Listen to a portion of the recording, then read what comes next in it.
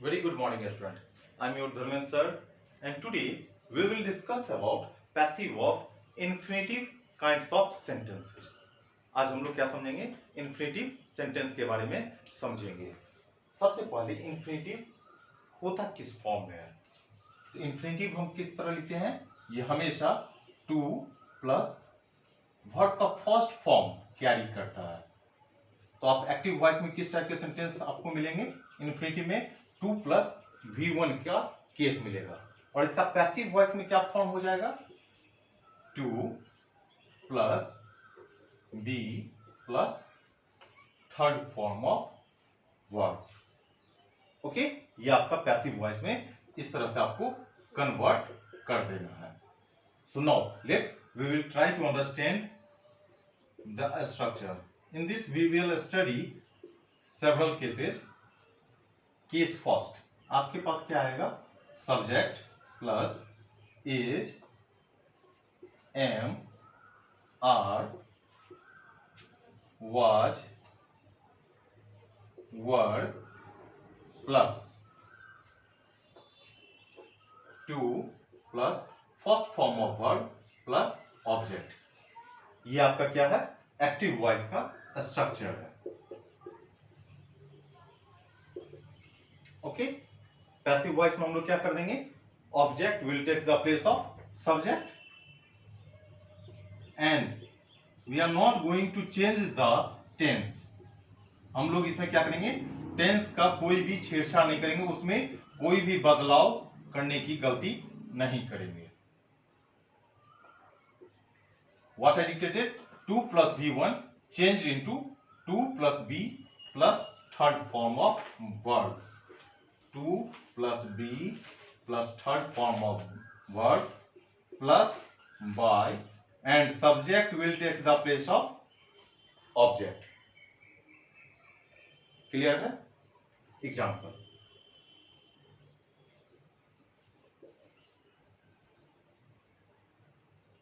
He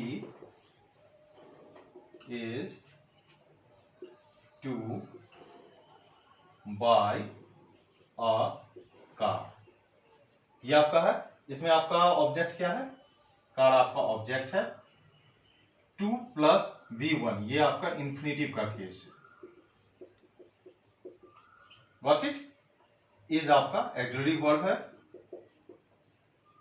and the first one is your subject. अब passive voice में इसका structure क्या हो जाएगा? ऑब्जेक्ट कहां आ गया था आपका? Object will takes the place of subject. Again your object will take the place of subject, a car. Now car is singular, that's why we need to use singular auxiliary verb. A car is to plus first form of verb. तो buy का third form क्या होता है? Bought. A car is to be bought by. He किस में change हो जाएगा? Him में, जो कि मैंने थर्ड वीडियो में या सेकंड, आई थिंक सेकंड और third video I discussed about the personal pronoun also. If you have any problem please watch my second और third video where you will find personal pronoun, how we can convert personal pronoun. He किस में change हो जाएगा?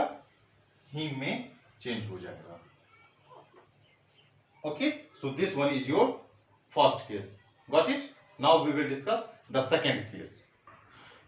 So now in second case you will find a sentence which starts with there plus is am are was were. Okay, plus noun plus to plus first form of verb. Okay, so in passive voice what you need to do? ये आपका active voice में structure है।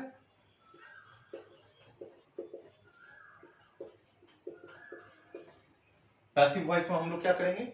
इसमें object को हम लोग शुरू में नहीं लाएंगे क्योंकि ऑब्जेक्ट इस केस में आपके पास रहेगा नहीं। क्लियर? हम लोग का काम क्या रहेगा? ये एज यूजुअल आ जाएगा, मीन्स देयर आपका एज यूजुअल पैसिव वॉइस में जगह ले लेगा। There plus is, am, are, was, were plus noun plus to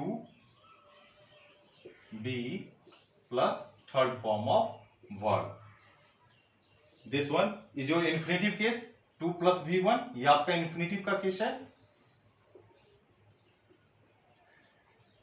इसको हम लोग किस में चेंज कर दिए हैं, पैसिव वॉइस में इसका चेंज हो गया। Got it? Now we will try to understand through example. So this one is your structure which comes under passive voice. So now your example, for an example, there are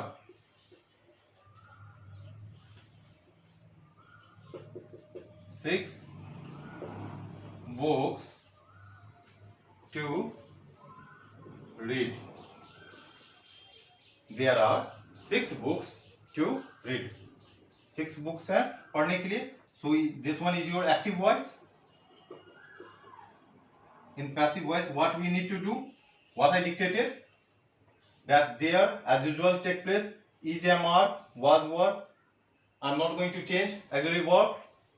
Again your noun will take the place, and then after what you need to change, आपको change क्या करना है, 2 plus b plus third form of verb को लिख देना है. Okay, so it's quite easy. ये काफी आसान है करना. There are 6 books to be read. ये आपका क्या हो गया, पैसिव वॉइस में आपका रीड ही हो जाता है. आपका पैसिव वॉइस में स्ट्रक्चर और सेंटेंस आपका ये हो जाएगा. Okay, now we will discuss some exceptional cases where we need to go for some changes. Even there are several kinds of sentences which we can't change in passive voice. बहुत सारे ऐसे भी sentence होते हैं इसके अंदर में, infinitive के अंदर में, जिसका पैसिव वॉइस में कोई भी चेंज नहीं होता. And normally in your board examination, even for your competitive examination, such kinds of question will take place, जहां आपको वैसा क्वेश्चन मिलेगा और आपको क्या करना होगा, एरर फाइंड करना होगा. और वो एरर पता करने के लिए हमको इस सब का स्ट्रक्चर बहुत ही अच्छे तरीके से पता होना चाहिए. Okay, so now we will discuss some exceptional cases. So now I am going to discuss about few cases which you need to understand. अब कुछ केस कैसे होते हैं, आपके पास स्ट्रक्चर सेम ऐसा ही होता है. Subject is, am, are, was, were plus noun plus 2 plus first form of verb, means this one is your infinitive case. अब आपको यहां पे क्या दिया जाता है, इसको चेंज करने के लिए दिया जाता है. So have to understand one thing. जब सब्जेक्ट आपका, ये सब्जेक्ट जब खुद काम करता हो, मीन्स ये डूअर का काम खुद कर रहा हो, ऐसे केसेस का पैसिव वॉइस नहीं होता है. For an example, I have a novel to read. Okay, यहां पे क्या है आपका, आई हैव, इसमें आप हैज हैव भी ऐड कर देंगे. यहां पे क्या होगा, I have a novel to read. यहां पे पढ़ने का काम कौन कर रहा है, सब्जेक्ट कर रहा है.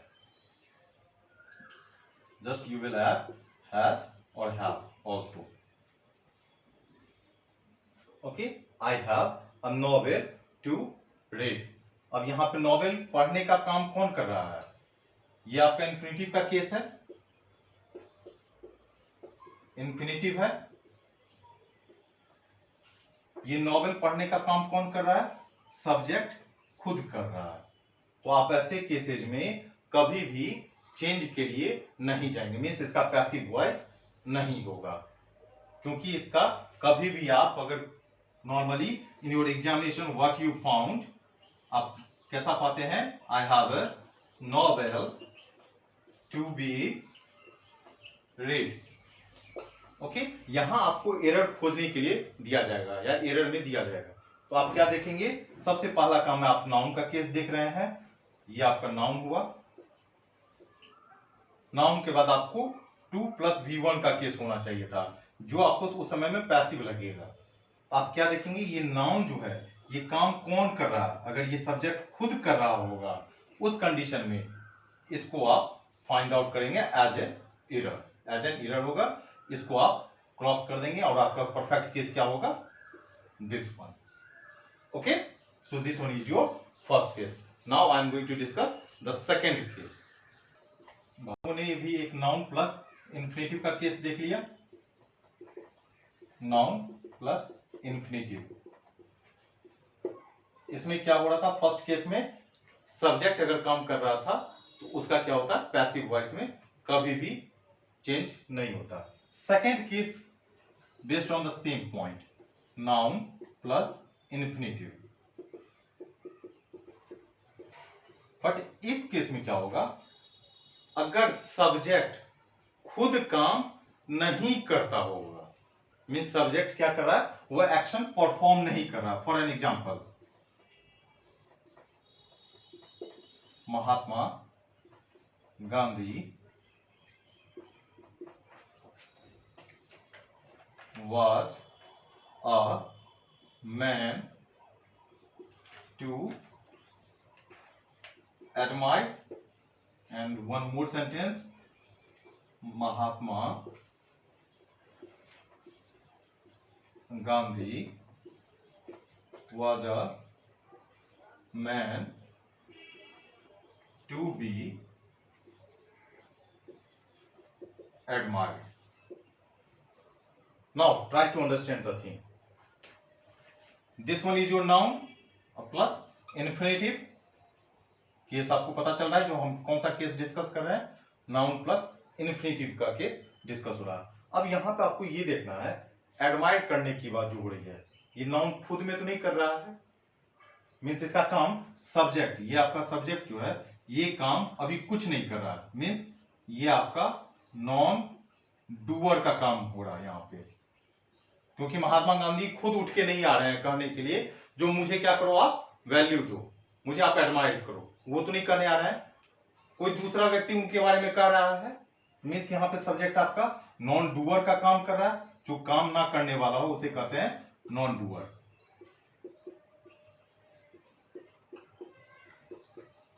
जब महात्मा गांधी आपका सब्जेक्ट खुद काम नहीं करता होगा, उस केस में कभी भी उसका एक्टिव वॉइस होता ही नहीं है, उसका हमेशा क्या होगा, पैसिव फॉर्म ही होगा। Are you able to understand my point, what I am going to dictate. हम क्या करना चाह रहे हैं, जब आपका सब्जेक्ट नॉन डूअर का काम करे, ये क्या काम करे, नॉन डूअर का, उस केस में ये हमेशा क्या होगा, आपका to plus be plus third form of verb carry करेगा। आप इसको इस तरह भी आप समझ सकते हैं, अगर नॉन डूअर आपका सब्जेक्ट हो तो आप हमेशा क्या यूज करेंगे, to plus be plus third form of verb का यूज किया जाएगा। और केस फर्स्ट में मैंने क्या बताया था, जब सब्जेक्ट आपका डूअर का काम करे तो हमेशा क्या होगा, to plus first form of verb आपका काम होगा। मीन्स जब डूअर का काम करे तो इसका एक्टिव वॉइस होगा, पैसिव वॉइस कभी नहीं होगा। और जब नॉन डूअर का काम करे तो उसका हमेशा पैसिव वॉइस ही होता है। I know this one is difficult for you to understand and that's why you need to watch this video twice or thrice, then after you are in a position to understand and able to grab all such kinds of structure. So what I dictated in case first, when your subject plus noun plus infinitive you got a sentence based on noun plus infinitive where your subject is performing an action, then on that particular case there is no such kinds of passive voice. But when subject is not working, then on that particular case you need to absorb this particular to plus be plus third form of verb. Okay, thank you.